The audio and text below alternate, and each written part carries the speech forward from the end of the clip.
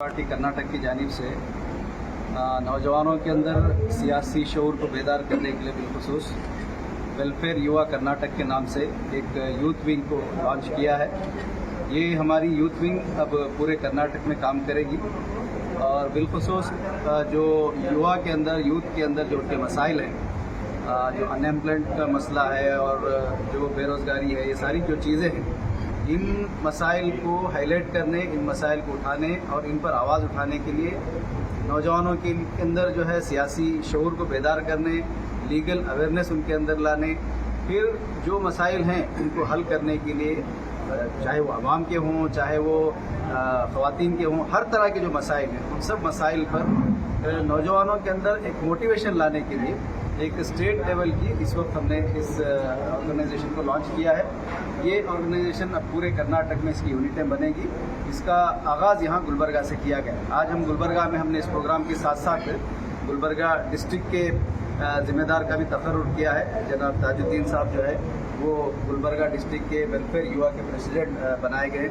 इसी तरह हमारे कर्नाटक में जो युवा वेलफेयर युवा बनी है उसके स्टेट जनरल सेक्रेटरी के तौर पर रफ़ीक साहब ने आज यहाँ फ्लैग अपने हाथ में लेकर के इस तंजीम की जिम्मेदारी को कबूल किया है। और हमारे बहुत ही यंग नौजवान गुलबर्गा के फहद साहब वो भी जो है स्टेट के सेक्रेटरी मुंतखब किए गए।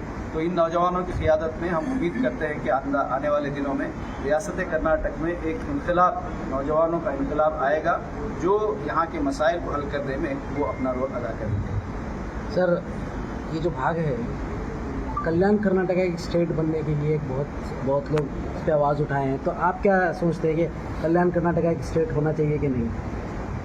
देखिए, कल्याण कर्नाटक की आवाज़ इसलिए उठ रही है कि यहाँ के लोगों के साथ नाइंसाफ़ी हमेशा स्कीमें तो बनाई जाती हैं लेकिन उन स्कीमों को इम्प्लीमेंट नहीं किया जाता। यहाँ के लोगों के एजुकेशन के सिलसिले में, यहाँ के लोगों के अपलिफ्टमेंट के सिलसिले में, किसी भी चीज़ों के सिलसिले में स्कीमें तो बनती हैं लेकिन इसको हमेशा से नेगलेक्ट किया जाता है, जिसके नतीजे में अलग रियासत की आवाज़ उठ रही है। लेकिन हमारा मानना ये है कि अलग होने से मसाइल हल नहीं होंगे, बल्कि हमको इस बात की तरफ तवज्जो दिलाने की कोशिश करना चाहिए कि हम अपनी पूरी क़ुव्वत गवर्नमेंट को जगाने में लगाएं और उनको ये एहसास दिलाएं कि आपको इस रियासत के इस हिस्से पर पूरी तवज्जो देना चाहिए। जो आप अलग से कल्याण कर्नाटक के नाम से जो सेल बनाए हैं उसको एक्टिवेट करें, उसमें जो स्कीमें आपने बनाई हैं उसको एक्टिवेट करें। यहाँ के लोगों के साथ आप बेइंसाफ़ी करेंगे, नाइंसाफ़ी करेंगे तो यकीनन लोगों के अंदर बगावत पैदा होगी। अगर इसको आप ख़त्म करना चाहते हैं और एकता लाना चाहते हैं तो हुकूमत को फ़ौरन इस जानिब तवज्जो देने की ज़रूरत है। ये हमारा इसमें मानना है। आपका स्टैंड ये है कि कल्याण कर्नाटक का स्टेट बनना या बनाने के ख़याल WPI नहीं है, जोड़कर चलना चाहिए। हम ये कह रहे हैं, हम चाहते हैं कि इत्तेहाद के साथ चलें। तोड़ना या फिर अलग करके जाने से मसाइल हल नहीं होंगे। हुकूमत को चाहिए कि वो जोड़कर सबको साथ में लेकर चलें। अभी आपके मुद्दे क्या रहेंगे? देखिए, हमने आज जो लॉन्च किया है ये खासकर नौजवानों के लिए तंजीम है, नौजवानों में काम करने के लिए। सबसे बड़ी चीज़ ये है कि नौजवान आज लीडरशिप में पीछे हैं, ख़ास करके सियासी तौर पर जो लीडरशिप है। मैंने अपनी तकरीर में ये कहा था कि तकरीबन 46% हिंदुस्तान के नौजवानों की पॉपुलेशन ऐसी है जिनको सियासत से कोई दिलचस्पी नहीं, और उसी के नतीजे में नौजवानों के मसाइल दिन ब दिन बढ़ते चले जाते हैं।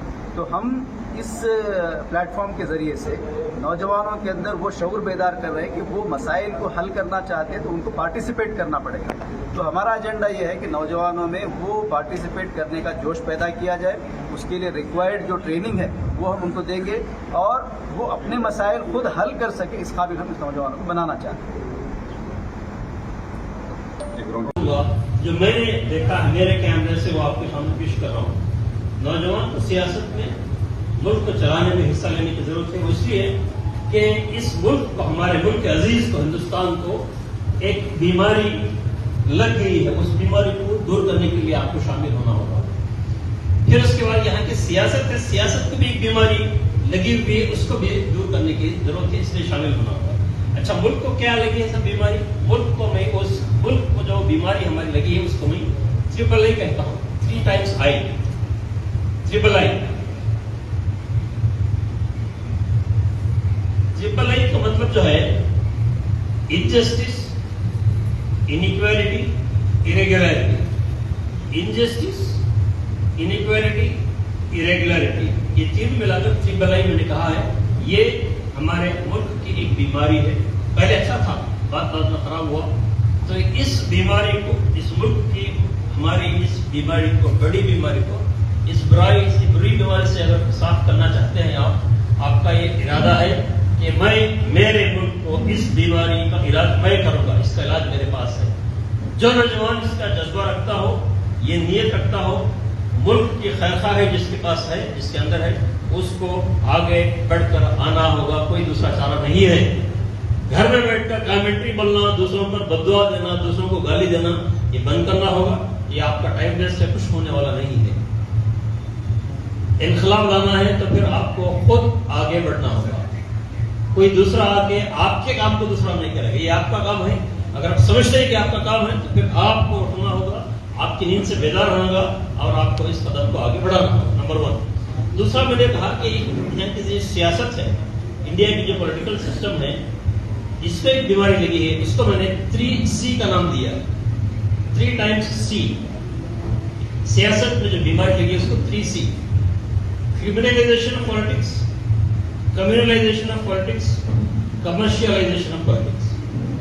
Criminalization politics میں, commercialization politics میں, communalization, یہ تین چیزیں مل کر ایک بڑی بیماری TRIPL I کی لگی ہوئی ہے. اور یہ TRIPL I کی بیماری جب تک یہاں کی ہندوستان کی سیاست سے یہ بیماری کو ہٹایا نہیں جائے گا, یہ گندے پانی کو جب تک ہٹایا نہیں جائے گا تو آپ کو پاک پانی نہیں ملے گا. آپ کو پاک پانی نہیں ملے گا تو پھر آپ کی بھی صحت خراب ہوگی, آپ کے فیملی والوں کی بھی صحت خراب ہوگی. وہ اس لیے کہ آپ بھی اسی سمندر کا پانی پی رہے ہیں, آپ سے اس کا بچاؤ نہیں ہے. There is no escape for you. There is no escape route for you other than to purify this pond of water from where your family is drawing water. تو یہ بیماری کو ختم کرنا ہوگا. یہ ایک ریزن میں نے آپ کو بتایا. ڈاکٹر امبیڈکر صاحب جو ہمارے کانسٹیٹیوشن کے آرکیٹیکٹ تھے, انہوں نے ایک بات کہی تھی, یہ community which is not represented in politics is a dead community. ہم میں سے کچھ لوگ مانتے ہوں گے یا نہیں مانتے, وہ ایک الگ چیز ہے, مگر ایک تجربے کار انسان, وہ ایک دماغ رکھنے والا انسان یہ بات کہا ہے. اگر آپ چاہتے ہیں کہ اس ملک میں آپ کی بات سنی جائے, اگر آپ چاہتے ہیں کہ آپ اس ملک میں تمام قوموں کے ساتھ آپ کا بھی شمار ہو, مین اسٹریم کی کمیونٹیز کی جو لسٹ ہے, جو انڈیکس ہے, اس انڈیکس میں آپ کا بھی نام لکھا جائے, نہیں یہ بھی لوگ آپ ہو یا برا لگتا ہو, آپ کو ذرا عجیب لگتا ہوگا, بٹ یہ حقیقت ہے. ٹھنڈے دماغ سے سوچے تو آپ جواب ملے گا, آپ کے لوگ شمار نہیں ہیں. مین اسٹریم کے کمیونٹیز کی لسٹ میں بھی آپ کا نام نہیں ہے. یہ کڑوا سچ ہے. اگر آپ چاہتے ہیں کہ آپ کا نام بھی یہاں کی ذمہ دار شہریوں کی لسٹ میں, سویلائزڈ سٹیزنز کی لسٹ میں, ریسپیکٹیبل سٹیزنز کی لسٹ میں آپ کا بھی نام درج ہو, تو پھر آپ کے لیے دوسرا کوئی راستہ نہیں ہے کہ آپ اس ملک کے نظام میں, اس ملک کے ایڈمنسٹریشن میں, اس ملک کی دیکھ بھالی میں, جس کو ہم سیاست کہتے ہیں, آنا ہوگا, ذمہ داری سنبھالنا ہوگا. یہی ہمارے امبیڈکر صاحب نے ہم کو سکھایا ہے. اگر آپ زندگی جینا چاہتے ہیں, اچھی زندگی, تو آپ کو آنا ہوگا. تیسری وجہ ہے آپ کو آنے کی, یہ جو سیاست فی الوقت چل رہی ہے ہمارے ملک میں, وہ ایک ڈکٹیٹرز کی سیاست ہے. We are passing through a stage where we got elected dictators. Dictators ہیں مگر elected ہیں.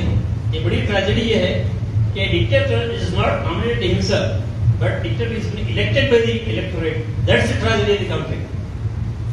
Elected dictators کے دور سے ہم گزر رہے ہیں. ان کے پاس سچ بولنا کوئی لازمی نہیں ہے. ایک پارلیمنٹرین کو, ایک اسمبلی کے ممبر کو سچ بولنا اس پر لازم نہیں, اس لیے کہ اس کی نہ تو اس کی پارٹی نے اس کو سکھایا, نہ تو اس کے قوم نے اس کو سکھایا, نہ پھر جس آئیڈیالوجی کو وہ مان کر آیا اس میں یہ پیرٹی فرض تھا کہ نہیں تو سچ بولنے کا سکھ پہلے, اس کے بعد میں بیٹے وہ نہیں, کہیں کسی نے سکھایا نہیں.